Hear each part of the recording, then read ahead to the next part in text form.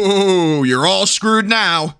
Legendary actor Bernard Hill, aka King Theoden, has taken some choice shots at the Rings of Power. I'm absolutely loving this, especially because it's coming from an actor who played one of the most prominent characters in the masterpiece Lord of the Rings trilogy. I'm just kidding, by the way. Amazon was already screwed after spending billions of dollars to acquire the rights, producing, and then releasing the Rings of Power Season 1, which was one of the most boring pieces of wannabe fanfiction trash I've ever seen a massive studio shit out to the masses. Lord of the Rings in name only. And as you can see, the audiences were all in agreement to the quality of this garbage show, although I'd say a 39% aggregate is a bit too high. And of course, the critics praised their Amazon Overlord show so highly, ending up with a laughably high score. As always, heaping the praise so they can protect their access. So by this point, we all know the course of events with the Rings of Power. Amazon lied through their teeth about delivering a faithful adaptation of the Second Age, instead releasing this pile that took all kinds of absurd creative liberties just so they could cram their bullshit identity politics agenda in, resulting in a show that was so far off the original source material that you wonder why the hell they even called it The Lord of the Rings. And then when the finished product received massive amounts of much-deserved backlash, the studio went on all-out attack mode against the fans, reinforced by their shills in the access media, saying that anyone who didn't like the show were bigots and racists. And they even pulled in the guys who played the hobbits in the trilogy to push their lie that the Rings of Power cast were experiencing a racist attack campaign. Of course, without ever providing receipts outside of a few idiots on Twitter, hardly an attack campaign. You know, when you have a show from a company as massive as Amazon spending hundreds of millions of dollars per season, it's no surprise you see them in the media working overtime to protect it. So that's what brings us back to Bernard Hill, and why it's so pleasing to see one of the main actors from the original trilogy not selling themselves out and being straightforward with their opinions on the Rings of Power.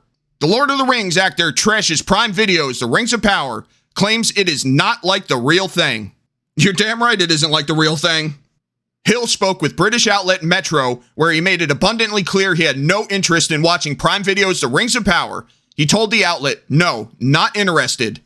Hill then elaborated as to why. It's a money-making venture, and I'm not interested in watching that or being in it. Good luck to them and all that stuff, but it's not like the real thing. I can already hear the shill saying, he didn't even watch it. Who is he to say if it's good or not? And obviously they did it to make money, so did the original trilogy. Wrong. While yes, the priority of a business should always be to make lots of money, but when it comes to Hollywood, their priority is almost always their political agenda first, profits second, backed up by the fact that they keep releasing these insanely woke movies, even though such movies keep bombing at the box office. Yet they keep producing them anyway. You know, actions speak a heck of a lot louder than words. And Peter Jackson took on the monumental challenge to faithfully adapt the books for the big screen because he truly believed in them as a work of art and felt they deserved to be made into movies.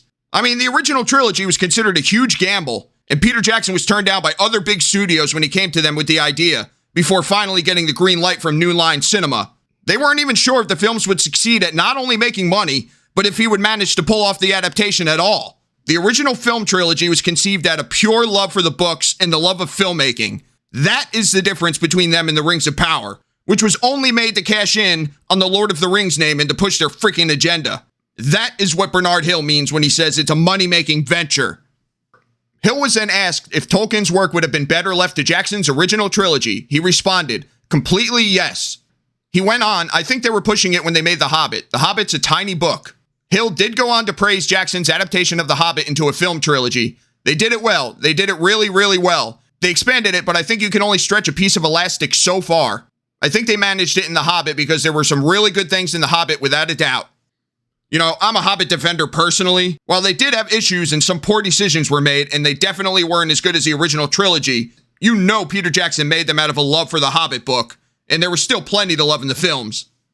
As for Hill's comments about the series not like the real thing, he couldn't have said it any better. The show is anything but an adaptation of Tolkien's writings about the Second Age.